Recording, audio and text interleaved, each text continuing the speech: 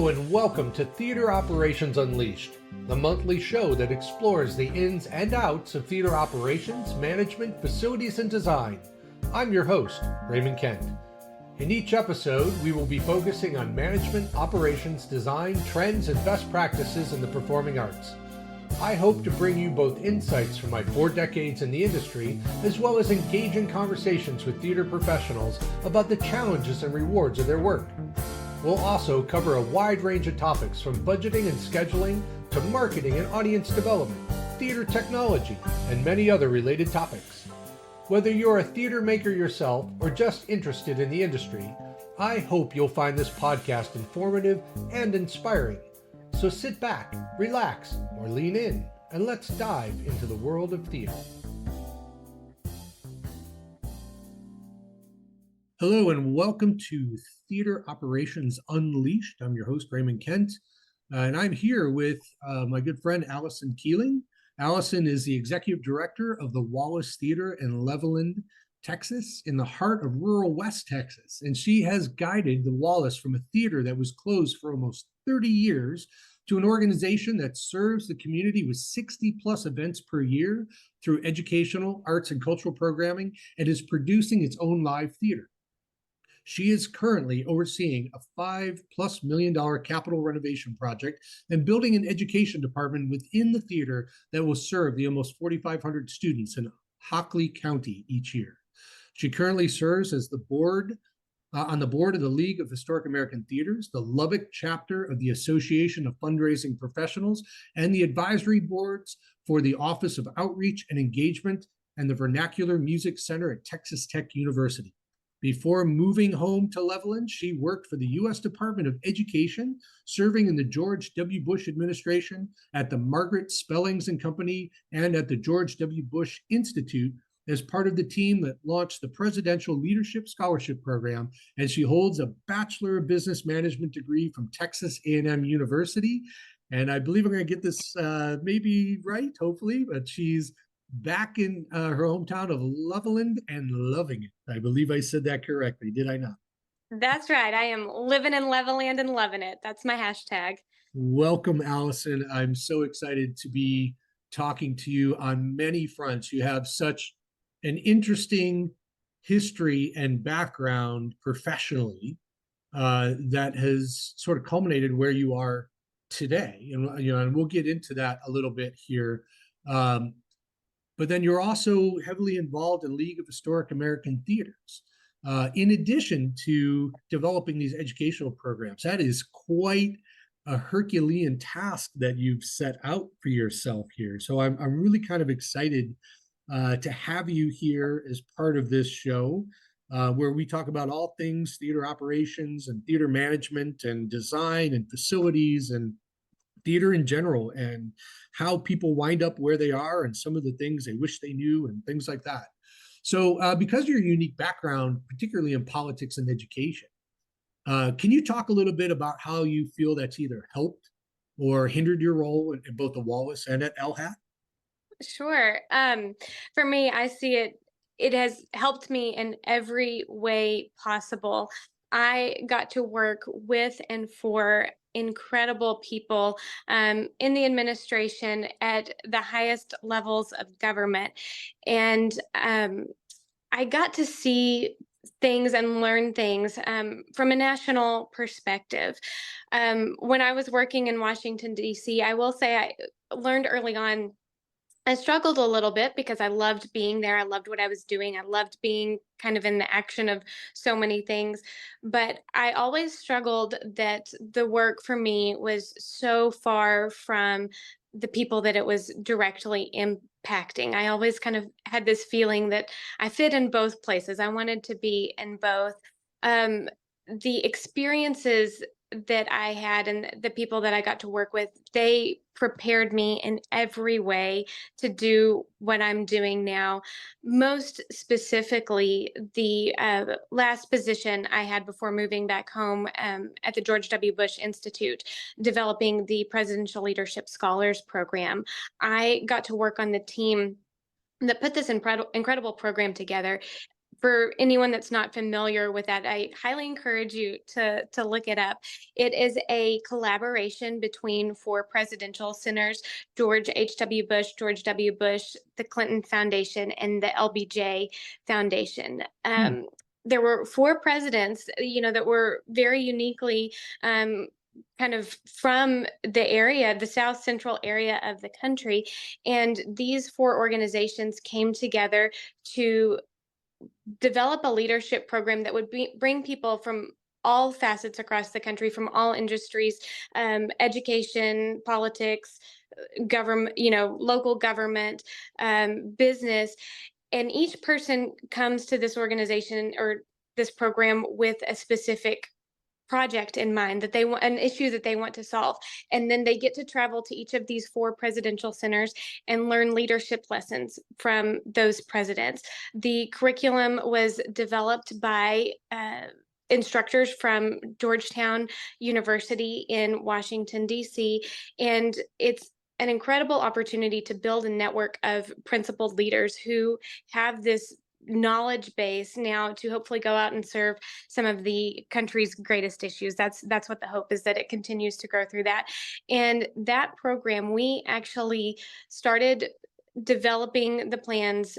This was a program that was really thought about and developed in the mind of Secretary Margaret Spellings. She had the idea for this, and so she brought together a team of people that started working on the idea development, and we did everything within a year. We put together the basic kind of the white papers and the plans for it, worked to bring on the partners from the curriculum developers, the other presidential centers. We developed the application process, developed the class modules, the marketing, did the fundraising. This program raised over $5 million within a year to get it launched. And so working on all of those facets and getting to work under the people and learning from each of them helped me develop skill sets and a broad understanding for how do you start a new project, how do you start a new program. And I feel like I've translated that into every bit of what we've done at the Wallace, because the theater had been closed for over 30 years. And at that point, we didn't have a community that was probably clamoring for the theater to come back. Um, we are in a small town, it's 30 miles west of Lubbock. And so people over the years, the entertainment needs have changed. It's easy for them to travel back and forth between Lubbock to go to the movies, to go see theater, to find other types of entertainment. And I think what I had seen in my work in the national setting in Washington, D.C., as I started to learn about what opportunities were available to people across the country. And I started to think, well, there's no reason that kids in my hometown shouldn't have those same opportunities. And there was this light bulb moment that I realized we could do that with the theater. And a little bit of background on the theater: my dad purchased the theater when I was in high school. And I will admit, I thought he was a little bit crazy. I wanted nothing to do with it. But today I've realized that he gave me the greatest gift I will probably ever receive in my life, because he gave me an he gave me an opportunity to find my passion and what I feel like is my mission in life, to bring these opportunities back to our community and build something that is going to make our community better for many generations to come. That's amazing. I'm listening to you describe these programs um, that you've had the good fortune of being involved with in development of leadership, um, simply by being in the environment of other great leaders, right? Um, so often, as you and I have touched on, and I've talked with a number of people about, that isn't always the case when people decide to take on these kinds of projects. So, um, having this opportunity and looking at community needs and how you can apply those lessons learned to the community, I think is pretty intriguing and exciting there. Do you envision in that, um, in the perfect world of the Wallace opening up and everything, that the connection to the community is going to be, I think, the driver of the mission and the vision of the Wallace? Or is it more the intention to bring the outside community to your community? That's a great question. There's the answer is it's probably a little bit about both, but most importantly, I think for any project, like this, the community that you live in is most important. Mhm. The whole reason we are here, the reason we do what we do is for this community and to provide them with opportunities. Our mission statement is creating experiences that entertain, inspire, and empower. And so everything that we do is providing people with an opportunity to engage in something that we hope is going to improve their life in some way. From the entertainment, people look for entertainment because they want a respite from the daily struggles. So we're providing that with something that increases the quality of life. Theater and art, and it's all about telling stories. Our brains are wired for stories, so we can tell stories that inspire people. And the real win is when we then are able to give them the tools that empower them to somehow make a difference in their own lives, to improve their own lives.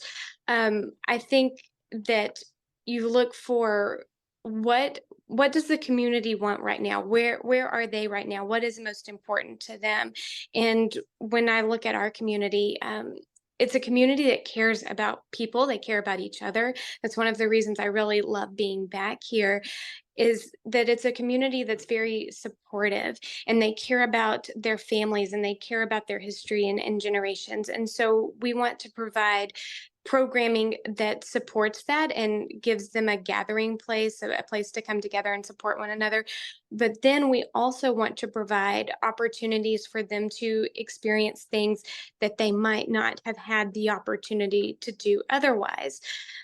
Part of my very personal experience, when I was in Washington, D.C., I got to see a theater production of something in the round. I'd never seen anything like that before. Mm. And I thought it was so cool. And that was my thought. Why hadn't I seen this before? And so, if we can provide those opportunities for our next generation, we're empowering them to again make a difference in their lives, and just giving them an expanded an opportunity to expand their own minds, expand their knowledge and their own experiences. Well, I think that educational side of things is uh, a really great driver there, right? I think you are really nailing a point home here in that it really does lend itself the opportunity for people to experience things through a different lens, right? There's so much heavy focus, as I know you're aware, on STEM, right? And we're always trying to put the A into it and Yes. create STEAM, right? Um, and because so much of what, even in science and technology and engineering and math and all the other STEM areas, there's so much artistry in it as well, than creativity, that um, oftentimes gets overlooked by communities, right? And there's so heavy a focus. I mean, I come from a small town outside of Cleveland.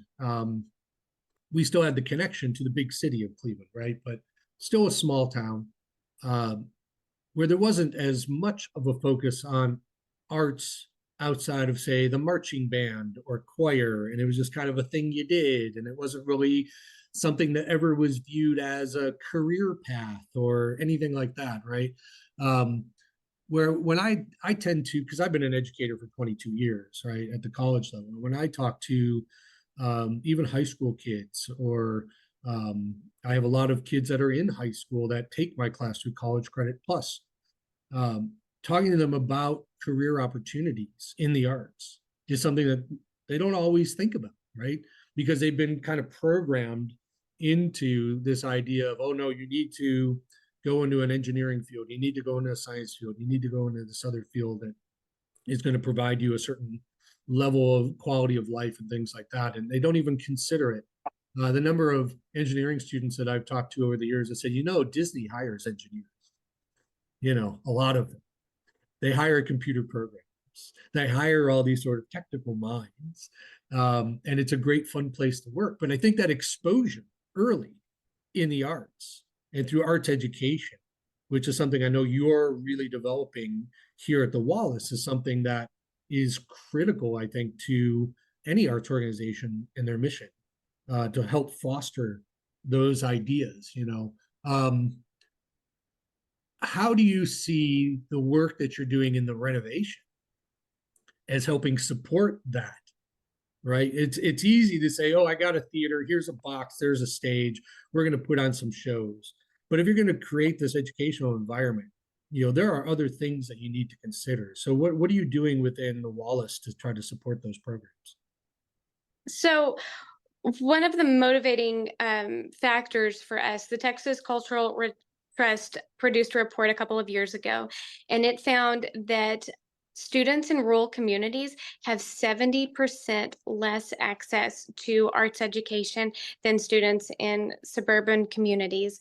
And upon reading that, we decided the Wallace would change that for students in Hockley County. And that's why, through our education department, our mission is that we're going to serve all 4,500 students with educational opportunities in the arts each year. A part of the way that we are building that is we are looking to build partnerships with other arts organizations, nonprofits, business leaders, to help support things. And we'll be able to take some programs to the schools. But anybody that has been to a theater production, one that they remember so often, and especially when it comes to historic theaters, that venue, that space plays a huge role in that experience, in cementing those memories that are what help change or make the difference in people's lives. And so as we are building this theater and building the renovations, thinking through all of that, it is so important that when we bring a group of students in to see a production, whether it's a live theater production, a film, maybe an event with a speaker, or we're even planning to host a children's art gallery event, we want those students to step into that building. We want everybody to step in that building and say, wow. And then we're going to tell the people in this community that this building is here for them. We want them to take ownership of it. And when you create this beautiful space that's unlike a space that they've ever been in before, or when you tell them that that space is theirs and they take ownership of it, it increases their pride, it increases their confidence. And each detail when it comes to the architectural renovations, that's why we think that every single detail is so important, because each piece of that is going to have an impact on those educational opportunities that we are going to provide for all of our students. So talk to me about the design process. I mean, I know, my perspective of it because we have involvement in it, but talk to me about the design process, because so often mission and vision and those operational and managerial things don't get considered. But it sounds like you're really diving deep into that and really thinking through the physical space of how that's going to be supportive. How are you communicating that to the design team? What challenges maybe have you found in articulating that, in terms of what's driving that, rather than just somebody handing you a building and now you've got to try to fit into it? Well, what I find amazing is that we have a somewhat large two-story building. We've got a big auditorium. Big for us, it will be about 250 seats. So I know on the grand scale of theaters, that's a small theater, but in our community, it's a large size building. And we were also able to purchase the building adjacent to the theater. So we will be able to build our dressing rooms and our green room and expand our lobby, which is so big for such a big asset for historic theaters. But as we've worked with the team, first of all, we love getting to work with DLR. We've loved every bit about the process and the way that you all work. But the team came down and we sat down and went through. We talked about the programming and what we needed the space to do. And it very quickly became apparent that we actually didn't have enough space to do all the things that we wanted to do. Mhm. So we then have to start thinking about how can we most efficiently use our spaces, and what is the most important function of the space.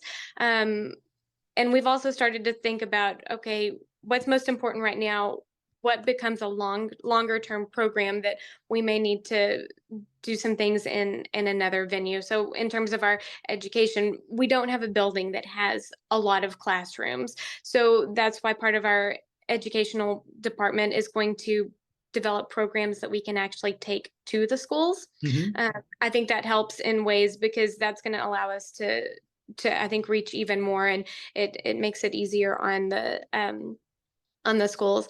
But throughout the design process, one of the things that I have worked to really communicate to the team, for us, this project is very personal. It's personal because I have a family history.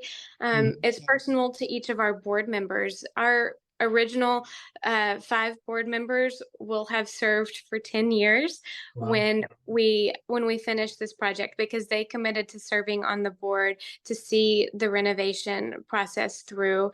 Um, it's personal because every morning I wake up and I think about um, the students in our community that need the programs, the experiences that the Wallace has to offer.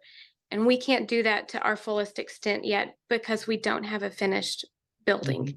Sure. Sure. So, you know, sharing that with the design team, so they understand why we care so deeply about the details and the environment that the space creates. We've also talked, when it comes to the technical theater side, we are we are producing our own live theater, and I am so proud of our team that we have that produces that. I think we have some of the absolute best talent in the country working right here in Levelland, Texas to produce this theater. And I'm so proud of them because they also, as we produce, they're taking the time to teach the next generation. We've got high school students that are serving as production assistants, and they're helping do the light cues and sound cues and projection and things for our shows. And so as we build the theater, we want it to be a space that is going to be accessible for us to continue to create learning opportunities. From a business perspective, we are a nonprofit organization, but being a nonprofit organization does not mean that you you don't make money, but you don't need to be going in the red. You need to Sure. look to break even. And arts organizations, I think, are challenging because there's people that again, maybe they haven't had the experience with the arts. You have to work to communicate why the arts are important, the larger impact that this can have on the community. Americans for the Arts has a great arts economic Yep. calculator. And so, we've used that. Um, but you have to take all of these things in mind and think about how are you going to bring in the additional revenue. Thinking again about our community, we have a lot of people that, one of their barriers to the arts may be that they cannot always afford a ticket price. Well, if our one of our goals is to make it accessible, we have to remove that financial barrier. So we've created a pay what you will night for our productions, but we have to think about, okay, if we're reducing our ticket price, where are we going to generate that income needed to continue to produce the shows? So we've looked at other opportunities, like with our expanded lobby and having concession area, putting in a catering kitchen. Are we going to be able to open that up and maybe do some kind of sandwich lunch opportunity, or host happy hours and things for people to come to in the afternoon? How can we find other ways to generate revenue to support that? And the architecture and design team, that's something they are doing such a good job of helping us think through. Can you set up the space to do all of these things? And when you're very limited on your space, it's not easy. Right. And in an overall sense, having that quality of design team, and this is certainly not just the company that I work for, but in general, making sure that you've got the right team that understands those challenges Hmm. is so vitally important. And being able to translate that into being supportive of your mission and your vision in a thoughtful way that gives your organization the best opportunity for success. You brought up an interesting thing a few moments ago, um, about revenue and things like that. Contributory revenue is, of course, a huge challenge in the arts, as we all know. Hmm. Not everything comes from the box office, despite what some people naively like to believe. Right. So whether it's investments or grants or donations or what have you, or other opportunities, like you talk about, creating maybe lunchtime opportunities, or maybe there's some corporate events or other things that activate that space in its downtime.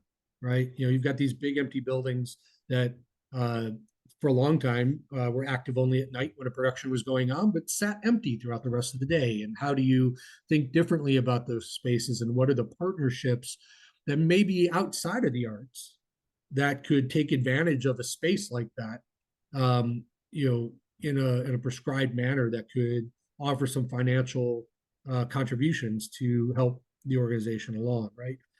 But the other thing that you brought up was your board, and how you've got this great support from your board and longevity with the board and everything. Board participation is so critical, I think, to success in terms of both the partnership with the leadership, right? Like yourself, Hmm. but also a partnership with the community, because so often the boards are not people that come from the arts. They are oftentimes people that come from the business community or the philanthropy community that have a limited understanding of really the ins and outs of an arts organization, right? Um, and they have a passion, otherwise they wouldn't be there, right? They really have a passion, which is fantastic. But how do you see, uh, or how do you leverage that passion into having successful relationships with your board for mutual success across the entire organization, so that they and the leadership and everybody that works within the organization are all rowing the same direction? Well, I think when it comes to a board, again, we are very fortunate. When I've thought about, the components, we have amazing people on our board. I am so thankful for each and every person. They come with a variety of skill sets. You need business leaders. You need that perspective on your board. You need the perspective of people who understand the arts. You need people that can help advise with marketing. You need people that represent different facets of the community, people who have the history with the community, people who are raising young families in the community. And I think something that seems to be unique and very special about our board, that makes us work so well together, is that we don't have anyone that is coming with their own personal agenda. Mhm. Everyone understands our mission. They fully understand our vision. They understand the broader picture of what we are working for. Everybody is going to have their own personal reason why this project is important to them, and you need all of those perspectives, but you need them to come together to support the overall mission and work together in that way. Last year we had the opportunity to apply for a large grant, and the foundation came and did a site visit. all of my board members, except for two who couldn't take off work at the time, were able to attend that site visit. And we had 10 people sitting around a table, and they each went through and shared with that foundation why this project was meaningful to them. We ended up receiving a grant of $1 million Wow. after that site visit.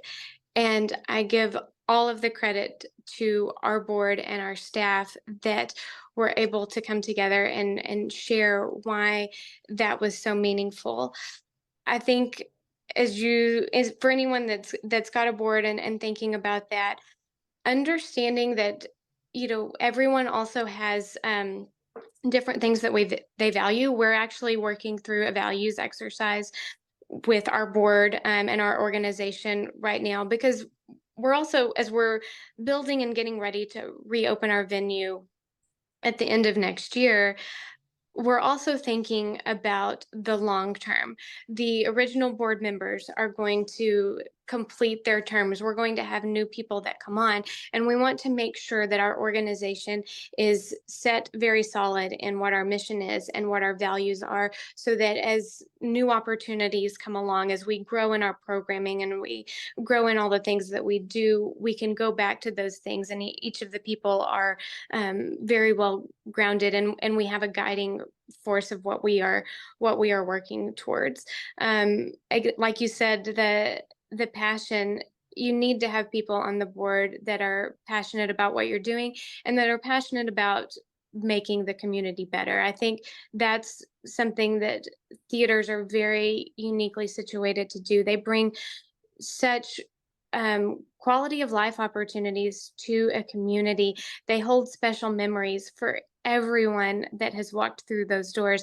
And I think it's a great responsibility to remember that you hold those memories. You hold the responsibility of, if you're a nonprofit, and well, if you're a nonprofit or for profit and taking patrons ticket money, you have a great responsibility to those patrons and those donors and the experiences that you are creating and how you're giving back to your community. Yeah, I can't agree more. I mean, that's I think you're right on target. I think there are certainly organizations out there that are challenged with board members that can't set aside ego or their own agendas, right? Um, and it very well could just be reflexive. They might be the CEO of a successful corporation in town that, and they're used to being the boss, quote unquote, and they have a hard time putting that aside, and want to start directing things they would a for-profit company or their own company, which doesn't always align with a nonprofit arts organization and a mission, directed that way. So there are certainly things to navigate, and making sure that conversations with board members about what that mission and vision is, separation between leadership and the board, but alignment, I think, is absolutely critical, right? I've known a couple arts organizations that I've talked with, where that hasn't been the case, where there's been a board member that's, lack of a better term, gone rogue and tried to usurp some of the executive directors, objectives. And because they felt like they were contributing, but I think for them it was more of a barrier of communication, lack of communication and effective communication about where that demarc is, so that particular board member didn't really fully understand what the role of that executive director was, and give agency to that executive director to execute, because that is their job, is to execute, and the opportunity to be successful with their support. Instead, they tried to go around and circumvent and ride roughshod over, which I know can be a challenge. In your role with LHAT, and your opportunity to speak to so many organizations across that spectrum of in similar situations, there are a lot of communities out there that have these great historic venues that say, hey, we've got this thing, we should do something with it, right? Let's fix it up and come on, let's put on a show. It's their proverbial barn. Um, and again, good-minded, good-hearted, passionate people that don't necessarily understand how the arts works or how it needs to evolve, because we are in a transition period, I feel, after COVID and everything else. What are you hearing from folks in League of Historic American Theaters in terms of their struggles, and what kind of guidance is the organization, if any, giving to them? I want to hit on something real quick that you touched on just a second ago, kind of back about the board, but I think it expands to all facets of the organization. Communication is so important. You, there's the saying, you can never communicate enough. And Right. that is absolutely true. For an organization to be successful across the board, it comes down to relationships. When you think about funding, when you think about your board, when you think about your patrons, your constituents, you're building a relationship with all of these people, and you need to make sure that there are good lines of communication, and that you're communicating clearly about what you're doing, and what is going on.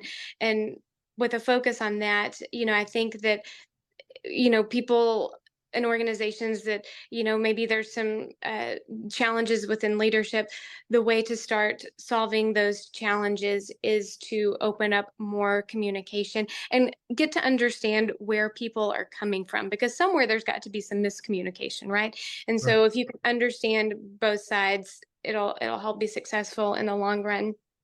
um you asked about, um talking about the industry is changing, and how is LHAT supporting, and what are some of the challenges. The thing that I'm looking at right now, and as we're getting ready again to reopen our building, and planning for our first full season in our building, which I'm so excited. I can't wait, but also knowing that I need to have a little bit more time to make sure we're planned and ready. Um, the way people are uh, purchasing tickets and interacting is changing. You've talked about it on previous podcasts that subscription purchases are down. Yep. We've seen it. So even while our building is under renovations, we are working out of other venues to produce our shows. And this past summer, we had a show. We opened it up in Lubbock and then toured it over to Levelland, to South Plains College, which we were really excited to get to do. Um, as of Monday, we were opening 3 shows on starting Thursday that week at South Plains College. We maybe had 20 tickets sold for each of those shows. I was very nervous. Yeah. By the end of the week, we had actually exceeded the number of ticket sales for each of the shows that Wow. we had in our Lubbock venue. And it's because people are just waiting to buy last minute. I think we're seeing that across the industry. I don't know what the answer is to that. I don't know that anybody knows what that answer is yet. But I think it's something that marketers and venue operators are just going to have to work through. That you're not going to have you're not going to see a revenue income or that you can count on earlier. It may come in at the last minute, which does make budgets challenging. I think the League of Historic American Theaters does an incredible job of creating a network where people are very comfortable sharing their experiences, sharing what they've learned. That's one of the greatest things that has been so helpful to me throughout this project, is that I have a network. I can get on the LHAT chat network and ask a Mhm. question, or I can read and follow along and learn from the things that other people are doing. It's very supportive of that. That's, I think, just one of the biggest challenges that I see right now. I think also in terms of from my perspective, being a small theater in a rural community, in a community that has not had as much access to the arts. Um, there are other theaters like this, and these kinds of projects are expensive, and they take a lot of work. And so there's a lot of projects, unfortunately, that I've seen that don't make it. We've been very fortunate to see success, to be able to gain the support of our community and foundations.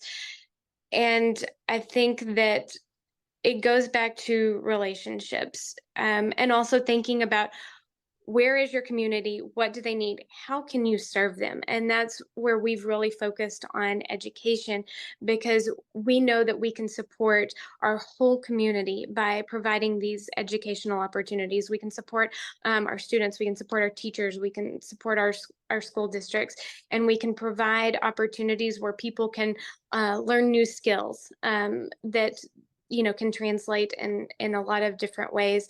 And so I think that advising others to think about some of those things. How are you serving your community? And um, also, what is your big vision, and what can you do on a small scale to start to get there? So we'd been capital fundraising kind of from the beginning, starting in 2015, but we didn't really get our first major capital gift until 2020. So in the past 3 years, we've raised over $3 million, but we took those first 5 years or so to do programming on a small scale that we could do. So we had a space where we hosted. We received a grant for to put in a small film screening room, and so we would do movies. We did small concerts.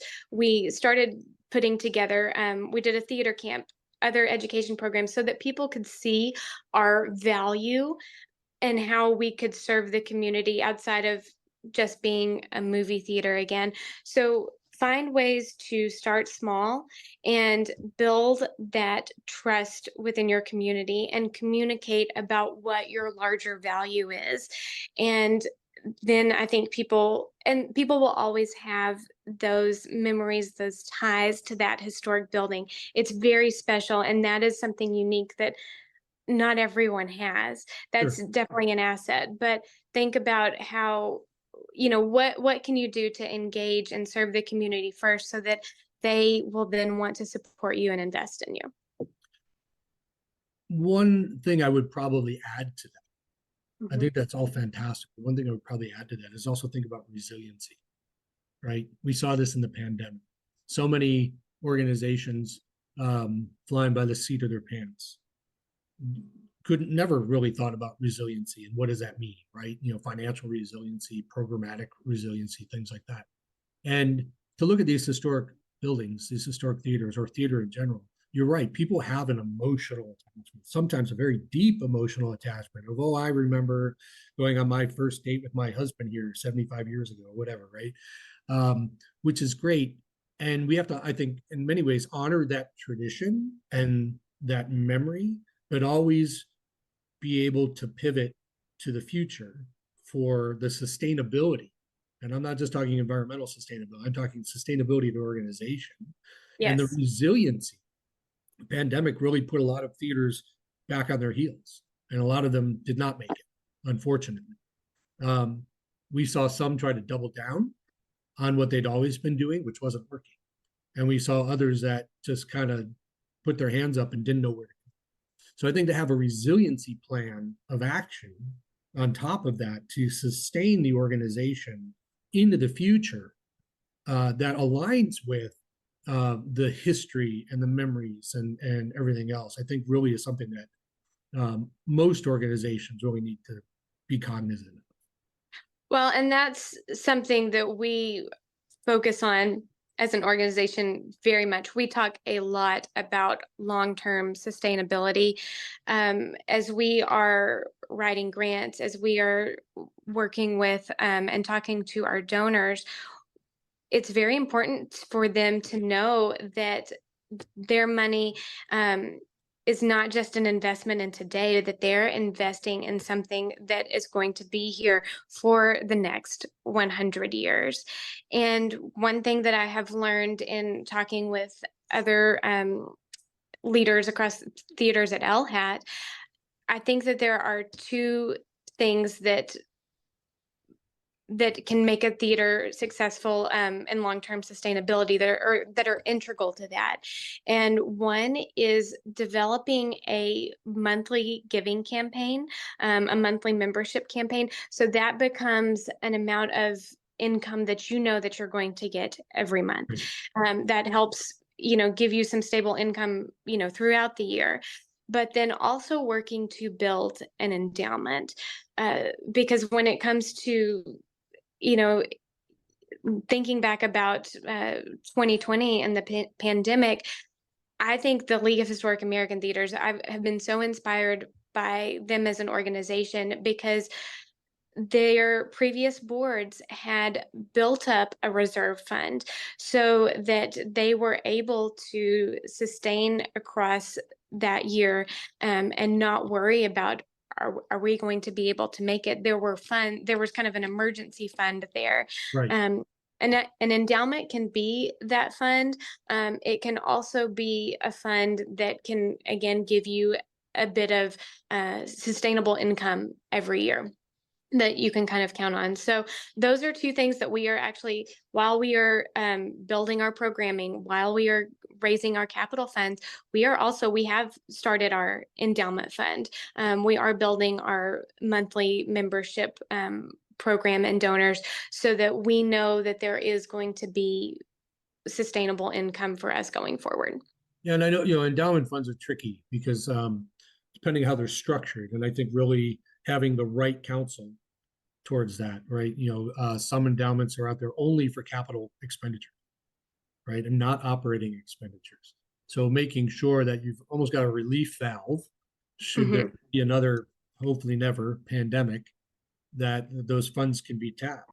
Because there were organizations I'm aware of that had pretty sizable endowments. They just legally couldn't touch it. And that was problematic for them. I do want to go ahead. I was just going to say, on endowments, I would encourage folks to, we have a community foundation in our area, and then we also have the Hockley County Endowment that manages endowment funds for various nonprofits within our community.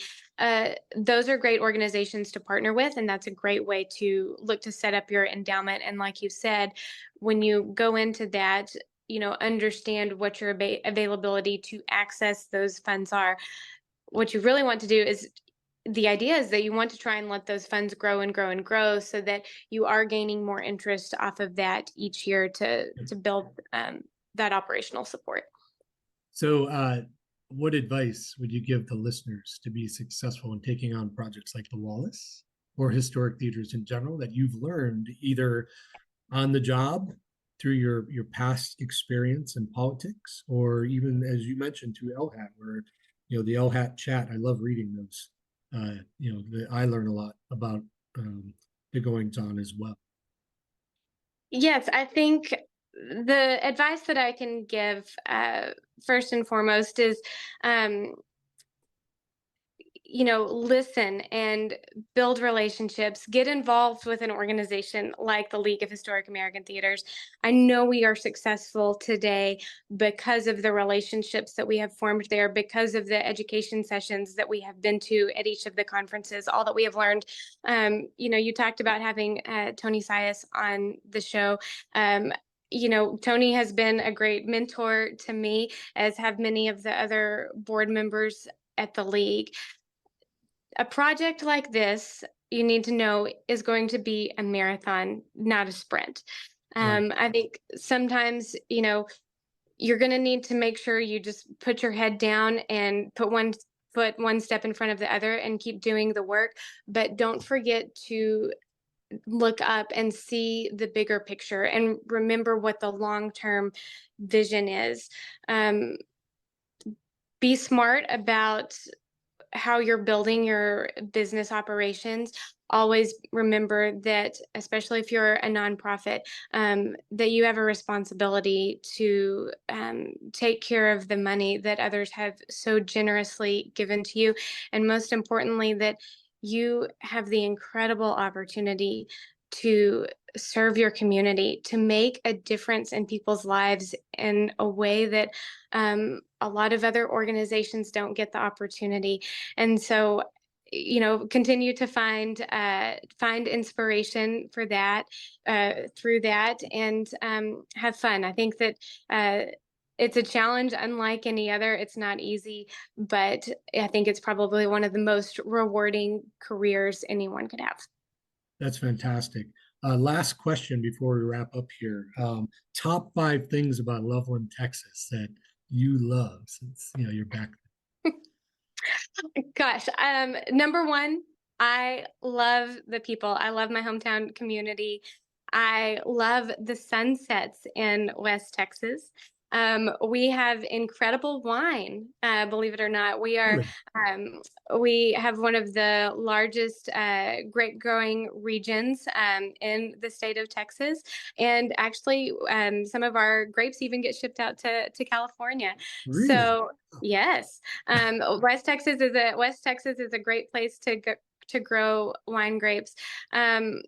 Really, it comes back down to people. I love our community. I love our town. I love that people want to see it grow and are always willing to lend a hand, roll up their sleeves, and make something happen. The community in Levelland, Texas has been so supportive of us, and I am so thankful that I get to work with them and live here in Levelland. So when folks come down to the Wallace to come visit you, what's the best place for them to eat? I'm a Oh, foodie, so. well, I have to say it's actually my house. My mom Ah, is a phenomenal cook. That's where I'd take them first. We actually, when DLR came down, we hosted a dinner out in the backyard for that's them. fantastic. We are hopeful that once the Wallace gets up and running, that it will encourage some great restaurateur to open a great little restaurant in downtown Levelland. I think that'll be a great partner for us. That's fantastic. Alycyn, thank you for your time today, and for your words of wisdom and encouragement and all the great stuff that you are doing there at the Wallace and with the League of Historic American Theaters. Join us next time when we have more great conversations with other leaders in the industry to talk about all things about theater operations and management and all that other great stuff. Take care. Thanks, Ray. Thanks for taking the time today to listening to Theater Operations Unleashed. We hope to see you next month.